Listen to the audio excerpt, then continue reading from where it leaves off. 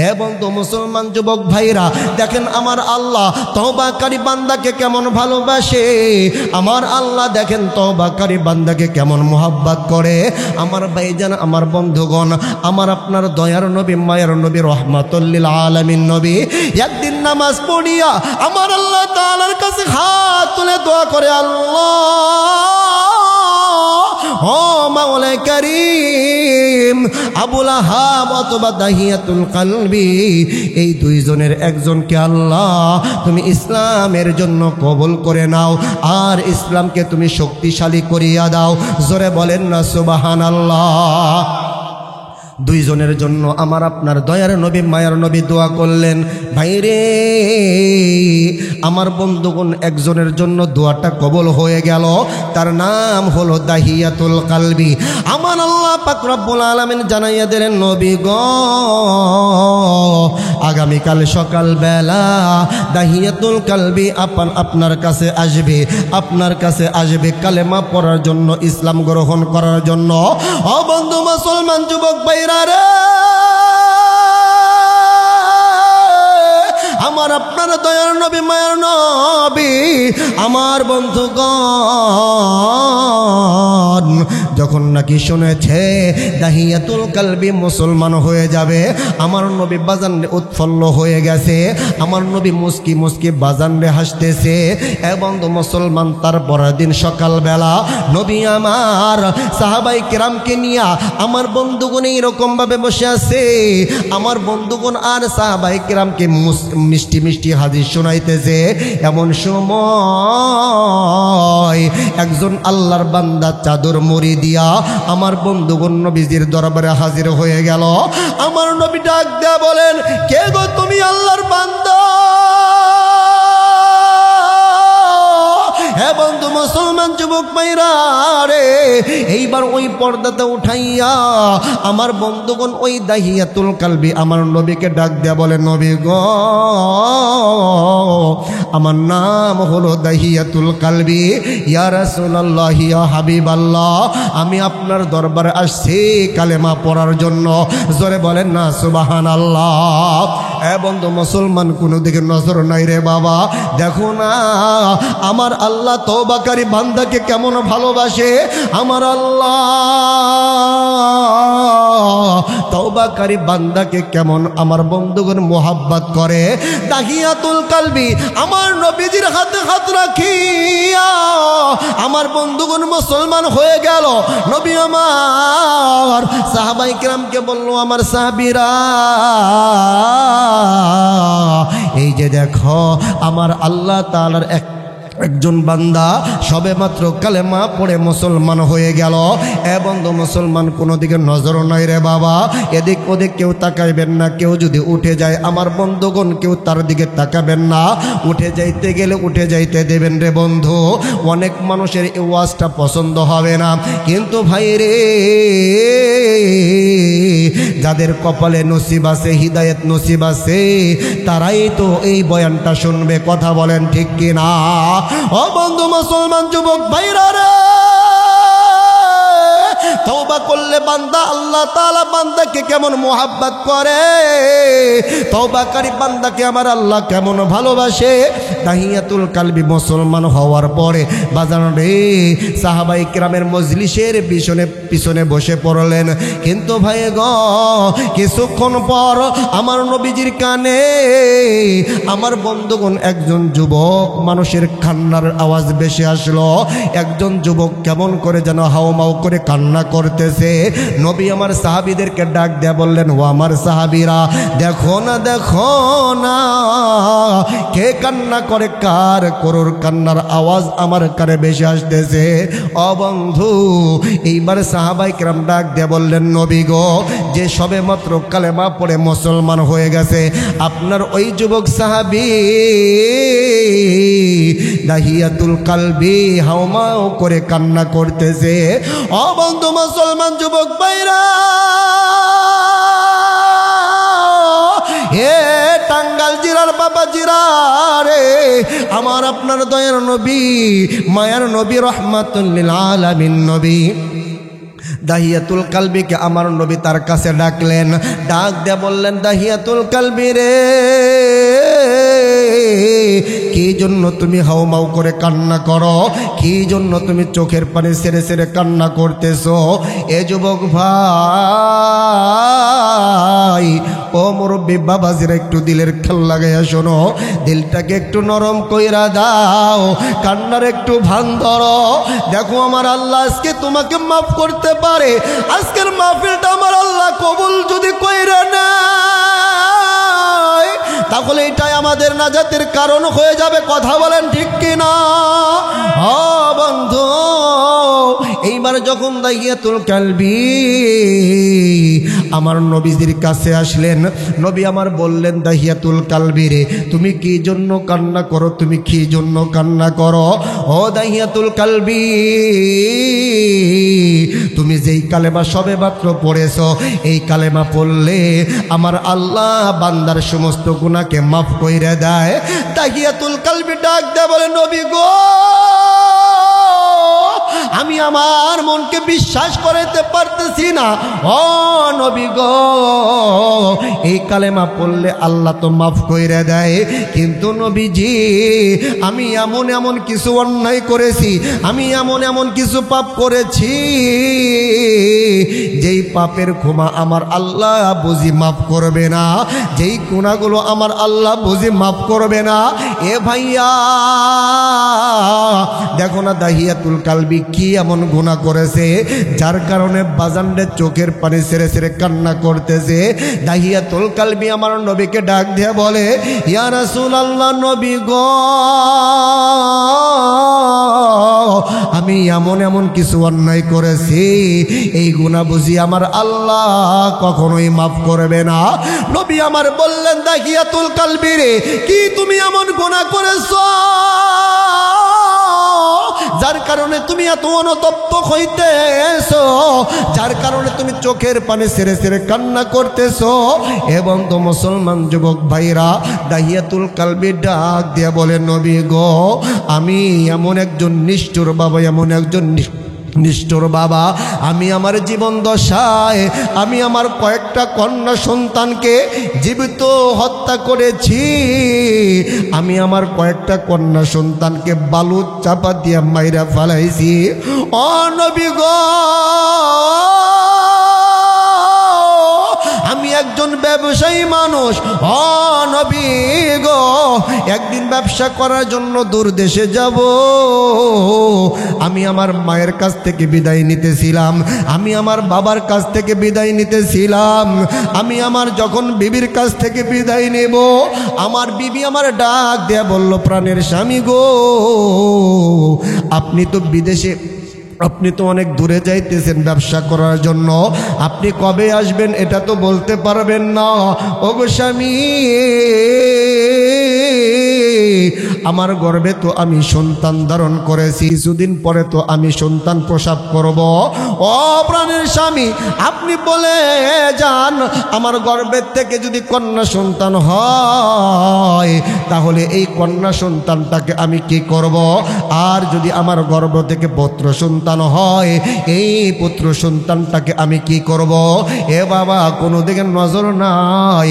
আমার বন্ধুগণ, কিছুক্ষণ পরে দেখবেন রে বাবা, কিছুক্ষণ পর এই মাহফিলটা কান্টার একটা মজমা হয়ে যাবে। ও বন্ধু, দাহিয়াতুল কালবি এইবার তার বিবিটাকে বলল, বিবি রে, তোমার গর্ভে থেকে যদি পুত্র সন্তান হয়, তুমি এই পুত্র সন্তানটাকে বড় আরো আদর যত্ন দিয়ে বড় করবা, বড় আদর করে মানুষ করবা। আর যদি তোমার গর্ভ থেকে কন্যা সন্তান হয়, তুমি এই কন্যা সন্তানটাকে মাটি চাপা দিয়ে হত্যা করে ফেলবা। জোরে বলেন না নাউজুবিল্লাহ। এ বন্ধু মুসলমান যুবক ভাইরা, এই কথা বলিয়া দাহিয়াতুল কালবি এ বন্ধু দীর্ঘদিনের জন্য বাজানরে ব্যবসার জন্য সফরে চলে গেল। 1 মাস নয়, 2 মাস নয়, দীর্ঘ 6 বছর পরে দাহিয়াতুল কালবি যখন বাসায় আসছে, বাড়িতে আসছে, এবং তো মুসলমান কিতাবের ভিতর আসছে, দাহিয়াতুল কালবি তাকাইয়া দেখে উঠানের উপরে চাঁদের মতন ফুটফুটে একটা কন্যা সন্তান খেলা করতেছে। দাহিয়াতুল কালবি বলেন, নবী গো, ওই কন্যা সন্তানটার এত সুন্দর চেহারা, এত মায়ার চেহারা, যার চেহারা দেখিয়া আমি তো নিজেই তার প্রেমে পড়ে গেলাম, মায়ায় পড়ে গেলাম। আল্লাহু আকবার। ও নবী গো, মেয়েটার এত সুন্দর চেহারা, ও নবী গো, আমি তার চেহারার দিকে দীর্ঘক্ষণ তাকাইয়া থাকলাম। কিছুক্ষণ পর ওই সুন্দর চেহারা বিশিষ্ট মেয়েটা আমার কাছে দৌড়াই আসিয়া আমাকে আব্বু আব্বু বলিয়া আমার কোলে উঠে পড়ল। জোরে বলেন না সুবহানাল্লাহ। ও নবী গো, আমার দিলের ভিতরে একটু মায়া লাগলো না? আমি আমার বিবির কাছে ওই মেয়েটাকে নিয়ে গেলাম, আমার বিবিকে ডাক দেয়া বললাম, বিবি রে, এই মেয়েটা কে? এই মেয়েটা কি জন্য আমার আব্বু আব্বু বলে ডাকে? ও নবী গো, আমার বিবিকে যখন এই প্রশ্ন আমি করলাম, আমার বিবি ডাক দেয়া বলল, স্বামী গো, এটা তো আপনার কন্যা সন্তান, আপনার কন্যা সন্তান। বন্ধু, দাহিয়াতুল কালবি বলে, বিবিরে তোরে না বলছিলাম মেয়ে হইলে হত্যা করবি, কি জন্য তুমি এর হত্যা করো নাই?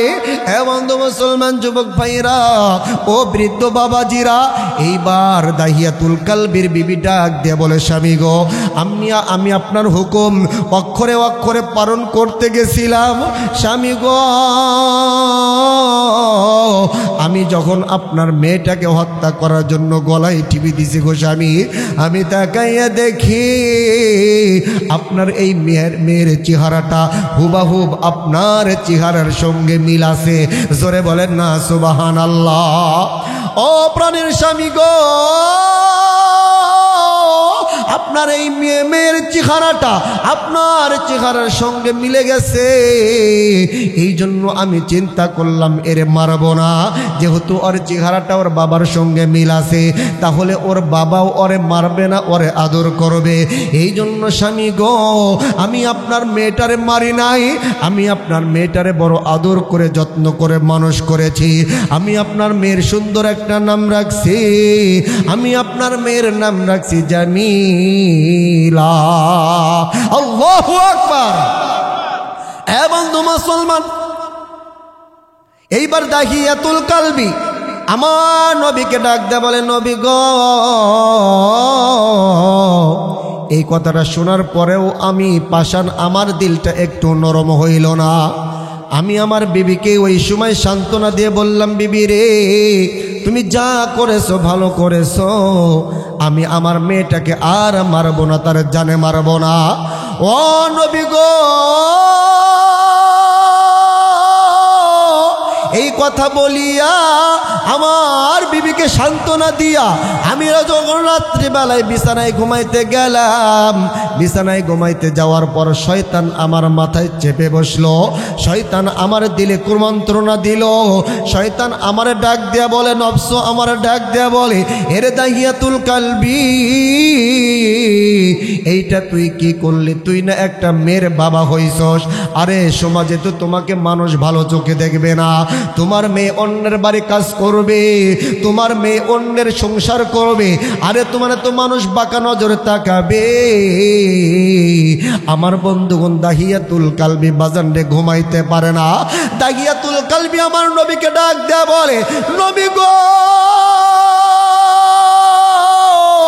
আমি ঘুম থেকে জাগ্রত হইয়া সারা রাত বিশাল বড় একটা রশি পাকাইলাম, বিশাল বড় একটা দড়ি পাকাইলাম গো নবী।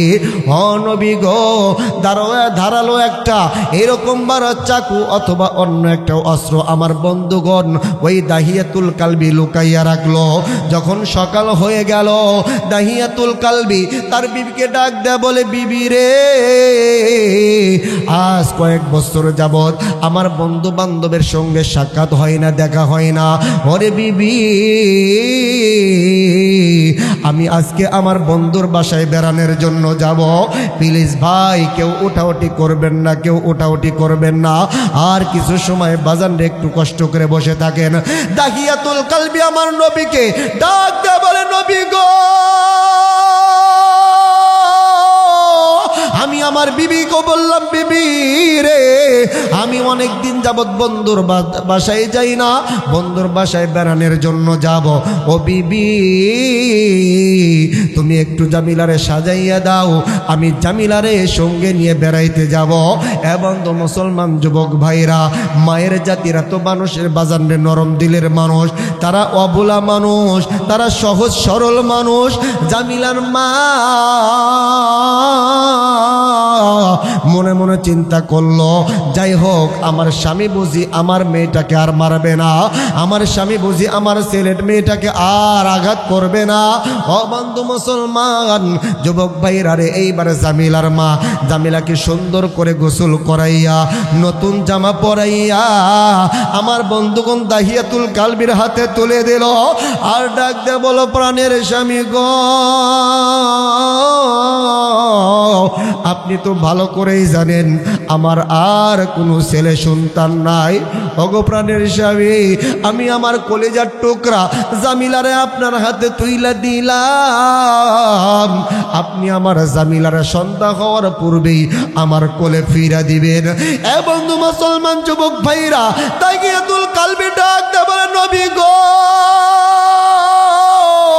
আমার বিবি বড় দরদ নিয়া এই কথাগুলো আমাকে বলতেছিল, কিন্তু নবী গো, একটা বারের জন্য আমার দিলের ভিতরে মায়া লাগলো না, একটা বারের জন্য আমার দিলের ভিতরে কান্না আসলো না।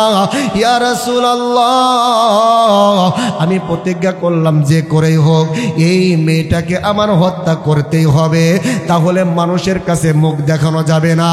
ও বন্ধু মুসলমান যুবক ভাইরা, ও পর্দার আড়ালের মা বোনরা, একটু দিলের কান লাগাইয়া শুনো, একটু চোখের পানি ছাড়ার জন্য চেষ্টা করো রে মা। এইবার দাহিয়াতুল কালবি জামিলারে আমার বন্ধুগণ এরকম ভাবে নিয়া সামনের দিকে পথ চলা শুরু করে দিয়েছে। অনেক দূর যায়, জামিলা বারবার মায়ের দিকে ফিরে ফিরে তাকায় আর ডাকদা বলে, মা গো,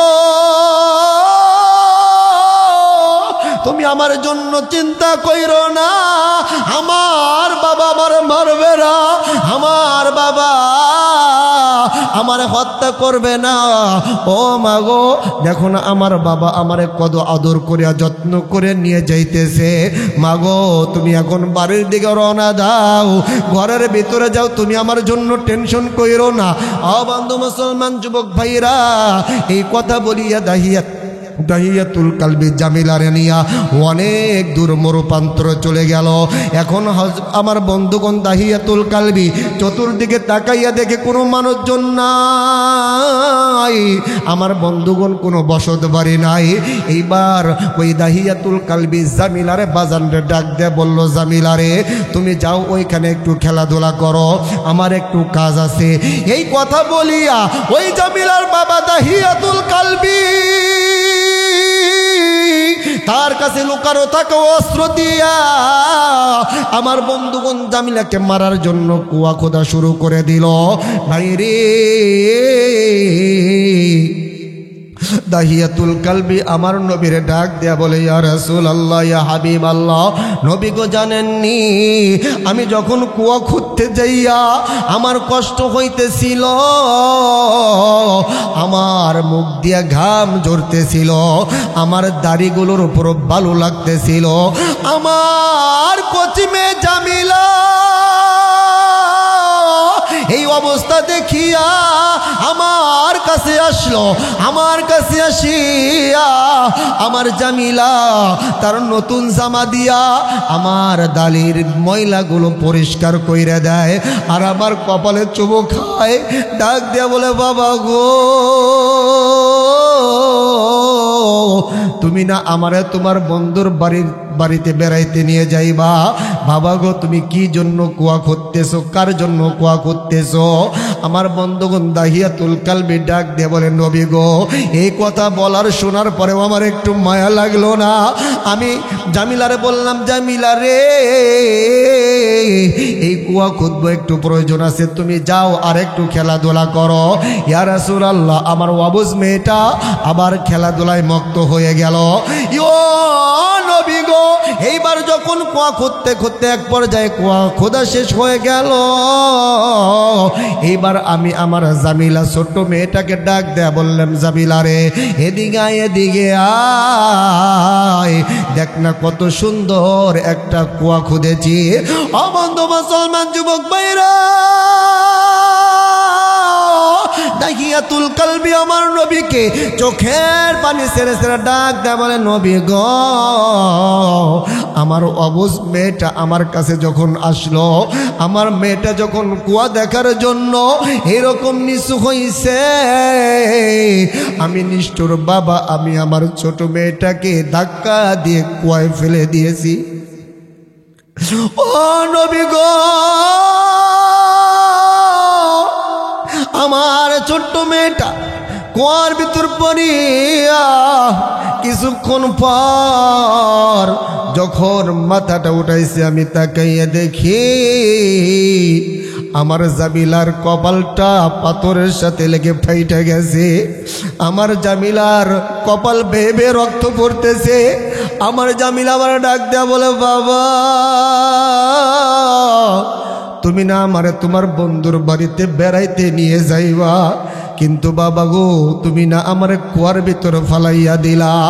ও বাবা, আমি বুঝতে পেরেছি তুমি আমারে ধোঁকা দিছো, তুমি আমারে ধোঁকা দিয়ে আমার মায়ের মিথ্যা কথা বইলা আমারে নিয়ে আসছো। তুমি বাবা আমারে জানে মায়েরও না, তুমি আমাকে জানটা ভিক্ষা দাও বাবা গো। তোমার কাছে ওয়াদা করলাম আর কোনোদিন তোমার বাবা বইলা পরিচয় দেব না। ও নবী গো,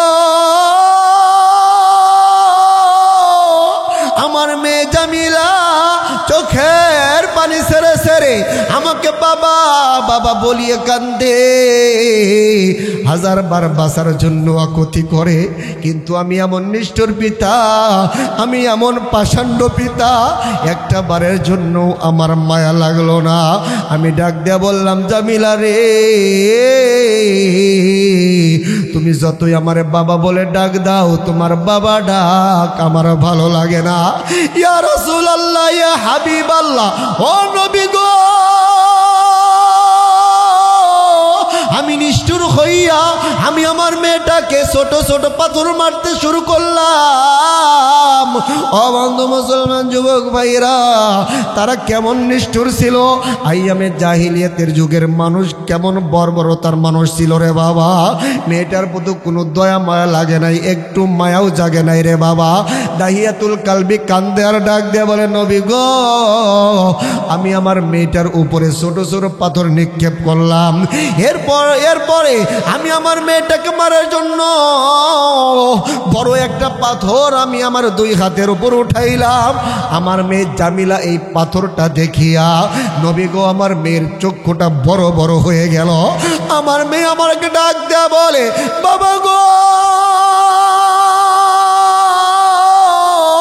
ও বাবা, তুমি কেমন নিষ্ঠুর, তুমি কেমন পাষাণ। বাবা গো, আমি একজন ছোট মানুষ। ও বাবা, আমি না তোমার কন্যা লাগি, আমি না তোমার মেয়ে লাগি। বাবা গো, তুমি যেই বড় পাথরটা হাতে নিছো, এই পাথরটা দিয়ে তুমি যদি আমারে মারো, ও বাবা, আমি তো জানে বাঁচবো না, আমি তো মারা যাবো।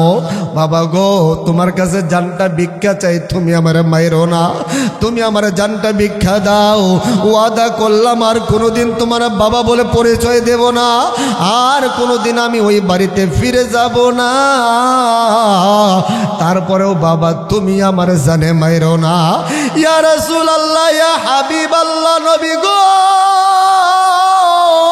আমার মেয়ে আমার কাছে বাঁচার জন্য বারবার কান্না করতেছিল, কিন্তু নবী গো আমি এত নিষ্ঠুর বাবা, আমার জামিলার বাবাটা আমার কাছে ভালো লাগে না। আমি আমার ওই জামিলার মাথায় ওই বড় পাথরটা দিয়া এত জোরে আমি একটা পাথরটা নিক্ষেপ করে দিলাম। নবী গো ওই পাথরটা আমার জামিলার মাথার চান্দি বরাবর লাগিয়া আমার জামিলা মুহূর্তের মধ্যে খোয়ার নিচে পইরা গেল। ইয়া রাসূলুল্লাহ,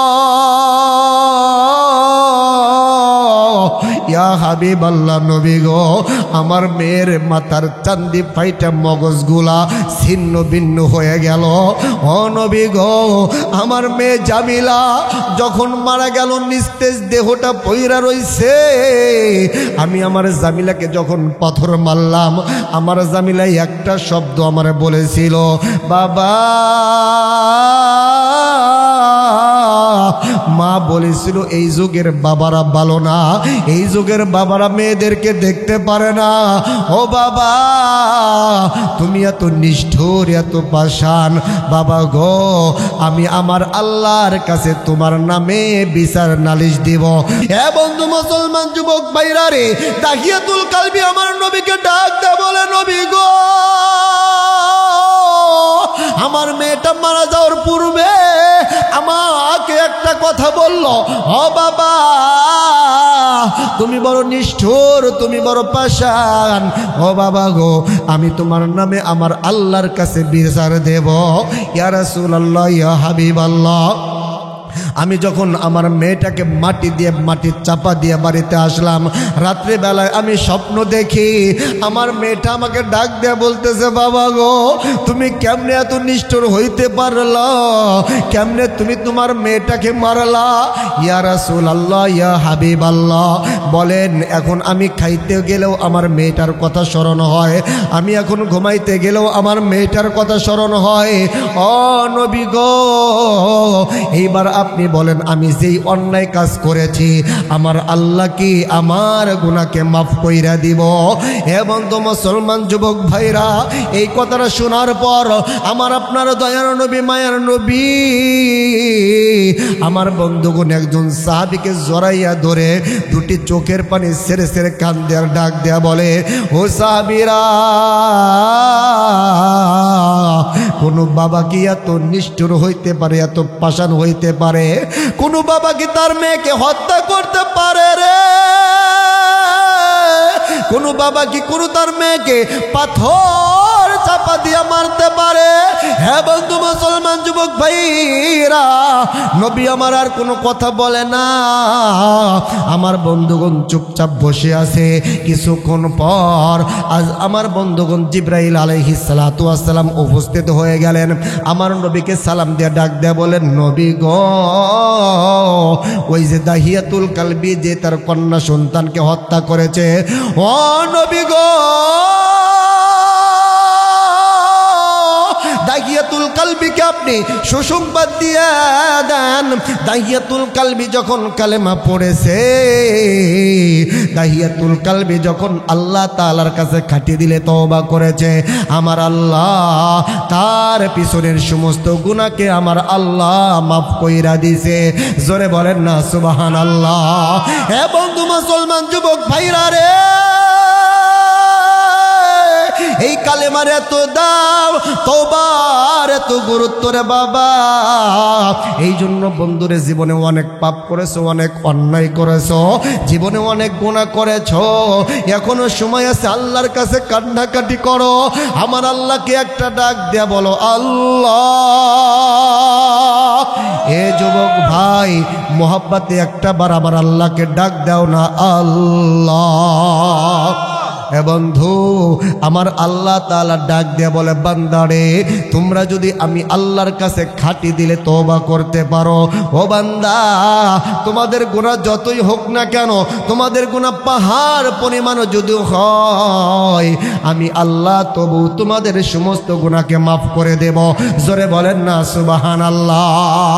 এই জন্য বন্ধুরে আজকে এমন একটা সময় আমরা উপস্থিত হয়ে গেছি, আমার বন্ধুগণ যেই সময় সমস্ত অফিস আদালত বন্ধ হয়ে গেছে, একমাত্র আমার আল্লাহর দয়ার দরজা খোলা আছে। জোরে বলেন কথা ঠিক কিনা? এই জন্য বাজান রে, আল্লাহর কাছে বেশি বেশি মাপ চাইতে হবে, বেশি বেশি আমার আল্লাহকে ভয় করতে হবে। আমার আল্লাহ তাআলা ডাক দেয়া বলেন, বান্দা রে, তোমরা যারা আমি আল্লাহকে ভয় করবা, আমি আল্লাহ তোমাদেরকে ক্ষমা করে দেব। জোরে বলেন না সুবহানাল্লাহ। আল্লাহ তাআলা এই জন্য ইমানদার বান্দাদেরকে দুইটা আদেশ করেছেন, দুইটা নসিহত করেছেন। এক নম্বর হলো ইত্তাকুল্লাহ, ও বান্দা তোমরা আমি আল্লাহকে ভয় করো। দুই নম্বর ওয়াকুলু কওলান সাদিদা, তোমরা তোমাদের জবানের হেফাজত করো। তোমরা যদি এই দুইটা আমল করতে পারো, দুইটা কাজ করতে পারো, আমি আল্লাহ, এইবার দেখেন আল্লাহ কি পুরস্কার ঘোষণা করে, ইউসলিহ লাকুম আমালাকুম। আল্লাহ তাআলা বলে, তোমরা যদি এই দুইটা গুণে গুণান্বিত হতে পারো, আমি আল্লাহ তোমাদেরকে দুইটা পুরস্কার দেব। এক নম্বর পুরস্কার, আমি আল্লাহ তোমাদের সমস্ত আমলগুলোকে, তোমাদের সমস্ত টুটা ফাটা আমলগুলোকে আমি আল্লাহ সংশোধন করে দেব। জোরে বলেন না সুবহানাল্লাহ। দ্বিতীয় নম্বর পুরস্কার, ওয়াগফির লাকুম যুনুবাকুম, আমি আল্লাহ তোমাদের জিন্দেগীর সমস্ত গুনার খাতাকে মাফ করে দেব। জোরে বলেন না সুবহানাল্লাহ। এই জন্য বাজান, এক নম্বর আমাদের আমল হলো ইত্তাকুল্লাহ। দিলের ভিতরে মাওলার ভয় ঢুকাইতে হবে। মাওলাকে যদি ভয় করতে পারো, যুবক, তোমার দ্বারা কখনো গুনার কাজ হবে না। আজকে দেখেন না যুবকরা কেমন পাগল হয়ে গেছে, যুবকরা গেমের নেশায় আসক্ত হয়ে গেছে, মায়ের কথা শোনে না, বাবার কথা শোনে না, আল্লাহর ভয় তাদের ভিতরে নাই। নামাজ চলতেছে, যুবকরা পাবজি গেম, আমার বন্ধুগণ খেলার নেশায় মত্ত হয়ে আছে। কথা বলেন ঠিক কিনা? যুবক, একটা কথা মনে রাখবা, এই যে সময় তুমি নষ্ট করতেছো, এই সময়ের হিসাব হবে কি হবে না? সময়ের হিসাব দিতে হবে। সময় তুমি কোন কাজে ব্যয় করেছো, কোন সময় কি কাজে ব্যয় করেছো, প্রত্যেকটা সময়ের পাই টু পাই আমার আল্লাহর কাছে হিসাব দিতে হবে। আজকে তুমি এই প্যান্ডেলে বসে আছো, খোদার কসম এইটাও আল্লাহর কাছে উঠে আসে। এটার জন্য হতে পারে আজকের এই মাহফিলের ওসিলায়, এই 1 ঘন্টা 2 ঘন্টা বসে থাকার ওসিলায় আমার আল্লাহ আমাকে আপনাকে মাফ করতে পারে। এই জন্য আমরা এই মাহফিলের বেশি বেশি আয়োজন হোক, এটা আমরা সকলে চাই। কথা বলেন ঠিক কিনা? আজকের এই মাহফিল থেকে ইনশাআল্লাহ আমরা তাদের জন্য দোয়া করব, ওই সমস্ত মুরব্বীদের জন্য দোয়া করব যারা আমাদের থেকে বিদায় নিয়ে চলে গেছে। আমার আপনার অনেকের মা নাই, বাবা নাই, দাদা নাই, দাদি নাই, অনেকের আত্মীয় স্বজন আমাদের থেকে বিদায় নিয়ে চলে গেছে, তাদের জন্য দোয়া করব। আর যেই ভাই আজকের এই মাহফিলের ইন্তজাম করেছে, ওই ভাইয়ের জন্য দোয়া করব। তার ছেলে সন্তানগুলো প্রবাস জীবনযাপন করতেছে, তাদেরকে যেন আমার আল্লাহ তাআলা সমস্ত প্রকার বালা মুসিবত থেকে হেফাজত করে রাখে। আমার ভাইয়ের একটা সন্তান বিদেশে যাবে, পরীক্ষা দিয়েছে, একটা পরীক্ষায় উত্তীর্ণ হয়েছে, আর একটা পরীক্ষায় সামনে। আমরা দোয়া করব আল্লাহ তাআলা যেন আমার ভাইয়ের সন্তানটাকে প্রত্যেকটা পরীক্ষায়, দুনিয়ার পরীক্ষা এবং আখিরাতের পরীক্ষায়ও যেন আল্লাহ তাআলা উত্তীর্ণ করে। সকলে বলেন আমিন। কিছু বলবেন? শেষ করে দেই, অনেক রাত হয়ে গেছে, তো 10:30 বাজে। যাই হোক, ভাই কই মুরব্বী, বাড়ির মালিককে আসবে নাকি? যাই হোক, ইনশাল্লাহ আমরা একটা আমল করব ইনশাল্লাহ। 1 নম্বর আমলটা হলো ইত্তাকুল্লাহ, তাকওয়া গুণ, তাকওয়ার গুণ অর্জন করবেন। তাকওয়া যেই মানুষটার ভিতরে তাকওয়া আছে, এই তাকওয়া অর্জন করার কারণে আমার আল্লাহ পাক রব্বুল আলামিন বলেছেন, ওয়া ইয়াত্তাকিল্লাহা ইয়াজআল লাহু মাখরাজা। যেই বান্দা আমি আল্লাহকে ভয় করলো, যেই বান্দা তাকওয়ার গুণ অর্জন করলো, ওই বান্দা যদি মুসিবতে পড়ে, বিপদে পড়ে, কষ্টের ভিতরে থাকে, আমি আল্লাহ তার বিপদ থেকে আমি আল্লাহ উদ্ধার করে দেব। জোরে বলেন সুবহানাল্লাহ। এই জন্য সর্ব অবস্থায়, সর্বহালাতে যাদের ভিতরে ভাই মাওলার ভয় নাই, তাদের দ্বারাই গুনার কাজ হয়। যাদের ভিতরে আল্লাহর ভয় নাই, তাদের দ্বারাই সুদ আর ঘুষ খাওয়া হয়। কথা বলেন ঠিক কিনা? আজকে দেখা যায় সমাজে সুদের হারটা বেড়ে গেছে। আজকে অনেক মানুষ সুদের উপরে টাকা লাগায়, সুদের উপরে ব্যবসা করে। ভাই সময় থাকলে অনেক বয়ান করা যাইতো, কিন্তু বাবারে আজকে এই যে সুদের উপরে টাকা লাগাইতেছো, ঘুষ খাইতেছো, কার জন্য? তোমার ছেলে সন্তানকে ভালো রাখার জন্য। একটা বার তুমি চিন্তা করে দেখো, তোমার যখন চক্ষুটা বন্ধ হয়ে যাবে, এই যে তোমার নিঃশ্বাসটা যখন বন্ধ হয়ে যাবে, তোমার যেই আদরের সন্তানের জন্য তুমি সুদ খাইতেছো, ঘুষ খাইতেছো, ওই সন্তানটা তোমাকে বাড়িতে রাখতে চাবে না। ওই তোমার আদরের সন্তানটাও সে তাড়াতাড়ি চাবে কেমন করে তোমার লাশটা তাড়াতাড়ি কবরে রেখে আসতে হয়। কথা বলেন ঠিক কিনা? এই জন্য আজকের থেকে তওবা করব, আল্লাহর কাছে কান্নাকাটি করব। আল্লাহ তাআলা যেন আমাদের সকলকেই মাফ করে দেন। আল্লাহ তাআলা যেন আমাদের বেগুনা মাসুম বান্দা বানাইয়া আমাদের কবরের যাত্রী বানাইয়া দেন। সকলে বলেন আমিন। ওয়া আখিরু দাওয়ানা আনিল হামদুলিল্লাহি রাব্বিল আলামিন।